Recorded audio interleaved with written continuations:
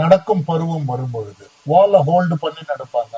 குழந்தைகள் அடுத்து 1 இயர்ல வந்து நடக்க பழகி விடுவார். குழந்தை நடக்கும் பொழுது கவனித்தால் உங்களுக்கு என்ன தெரியும்னா வந்து குழந்தைகளோட நடையில உங்களுக்கு ஒரு மாற்றம் தெரியும். ஸோ அது நிறைய பேர் கவனித்து இருப்பார்கள். என்ன குழந்தை நம்ம நடக்கிறது நார்மல் குழந்தை நடக்கிற மாதிரியே இல்லையே, கொஞ்சம் சாஞ்சு சாஞ்சு நடக்கிற மாதிரி இருக்கும். வந்து இப்படி கால் வந்து நார்மலா பதிய வைத்து நடக்காமல் இப்படி இப்படி இப்படி இப்படி நடக்கிறோம் வந்து நாம் கவனித்திருப்போம்.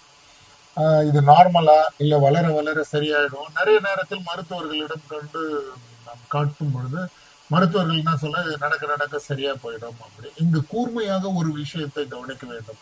இந்த குழந்தைகளிடத்தில் ஏன் இந்த மாற்றம் வருகிறது, எதனால் இது வருகிறது, நார்மல் தான் என்ன? நார்மலான ஒரு சைல்டு நடக்கிறதுக்கும் நான் இப்ப சொன்ன இந்த குழந்தைகள் கொஞ்சம் மாறி நடக்கிறது நம்ம அப்சர்வ் பண்ணியிருக்கோம். நார்மலா குழந்தை இப்படி இப்படி தத்தி தத்தி தவழ்ந்து வரும். அதே ஒரு குழந்தைகள் கொஞ்சம் பெண்ட் ஆன மாதிரி இப்படி இப்படி இப்படி வரும். ஸோ நம்ம அதை கூர்ந்து கவனிக்கும் பொழுது அதனுடைய உண்மைத்தன்மை. இதுக்கு வந்து மருத்துவத்தில் என்ன சொல்லுவாங்கன்னா, ஒன்று வந்து கிளப் ஃபுட்டுன்னு சொல்லுவாங்க, கிளப் ஃபுட். இன்னொன்று என்ன சொல்லுவாங்கன்னா ஃபிளாட் ஃபுட்டுன்னு சொல்லுவார்கள். இது 2 வகையான அந்த ஃபுட்ல ஒரு சின்ன மாற்றம் தான். வந்து இந்த ஃபுட்டோட இது ஆர்ச்சஸ் வந்து 2 ஆர்ச்சஸ் இருக்கும். நார்மலா பாத்தீங்கன்னா நார்மல் ஆர்ச்சஸ் வந்து இந்த மாதிரி டவுன் ஹாரிசான்டல் அண்ட் வெர்டிக்கல் ஆர்ச்சஸ்ன்னு இப்படி இருக்கு. அதனால தான் நம்மளோட ஃபுட்டு வந்து பாத்தீங்கன்னா உள்ள பெண்ட் ஆன மாதிரி இருக்கும்.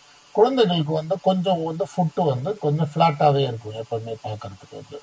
ஸோ குழந்தைங்க இப்படி தத்தி, அதனால தான் தவழ்ந்து வர்றது, குழந்தைங்க தத்தி தத்தி வரும். வந்து நம்ம அதை எதுவும் செய்வதில்லை, ஏன்னா அது பிற்காலத்தில் தான் நமக்கு அது ஃபிளாட் ஃபுட்டுன்றதே தெரிய வரும். பட் கிளப் ஃபுட்டு வந்து கண்டுபிடிச்சிடலாம். குழந்தைங்க வந்து இப்படி தத்தி கொஞ்சம் பவு லெக் மாதிரி கொஞ்சம் வரும். வந்து இவர் வந்து ஆரம்ப கட்டத்திலேயே வந்து குழந்தைகளை எடுத்து வந்தால் இதை வந்து ஒரு இதுக்குன்னு ஒரு ஸ்பெஷலி டிசைன்டு கேலிப்பர் எல்லாம் இருக்கு. இது ஒன்றும் பெரிய ஒரு பிறவி குறைபாடோ இல்லை, அதெல்லாம் கிடையாது. ஒரு சின்ன அலைன்மெண்ட்ல ஒரு வேரியேஷன் தான். வந்து என்ன பண்ணுவாங்கன்னா ஒரு ஸ்லாப் எல்லாம் போடுவாங்க. இப்போ நிறைய பூட்ஸ் எல்லாம் கிளப் ஃபுட் பூட்ஸ் எல்லாம் அவைலபிள். குழந்தையும் வளர அதுவும் நடக்க அதுக்கு ஏற்ற மாதிரி ஒரு பூட் எல்லாம் ஸ்பெஷல் பூட் எல்லாம் இருக்குது. அது எனிவேர் அவைலபிள் உங்களுக்கு. ஸோ அந்த பூட் எல்லாம் போட்டீங்கன்னா அந்த குழந்தை வந்து பாத்தீங்கன்னா நல்லா ஒரு ஓரளவுக்கு ஒரு பேலன்ஸ்டான ஒரு வாக் வந்து உங்களுக்கு கொடுக்கும். அப்படி அந்த பேலன்ஸ்டு வாக் வரும்போது அந்த ஆட்டோமேட்டிக்கா அந்த சின்ன மைனர் ஃபுட் கரெக்ஷன்ஸ் எல்லாம் நடக்கும். இது வந்து இனிஷியல் பீரியட்லயே நம்ம நடக்கும்போது 1 இயர் பீரியட்லயே நம்ம கொடுத்து விடலாம்.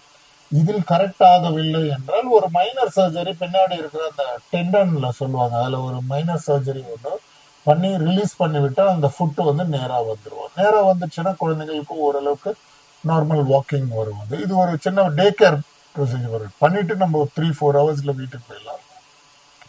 ரொம்ப சிவியர் ஃபுட் கிளப் ஃபுட் இருக்கும்.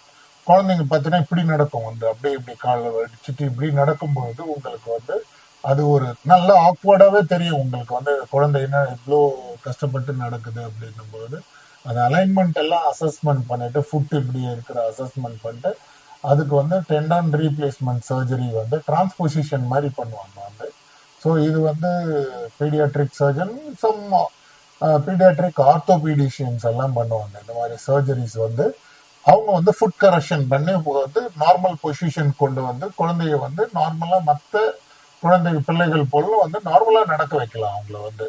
ஸோ அதனால வந்து குழந்தைகள் நடை பழகும் பொழுது நீங்கள் கூர்ந்து கவனிக்க வேண்டும். மருத்துவரிடம் ஒரு ஆலோசனை எடுத்து விடுவது நல்லது.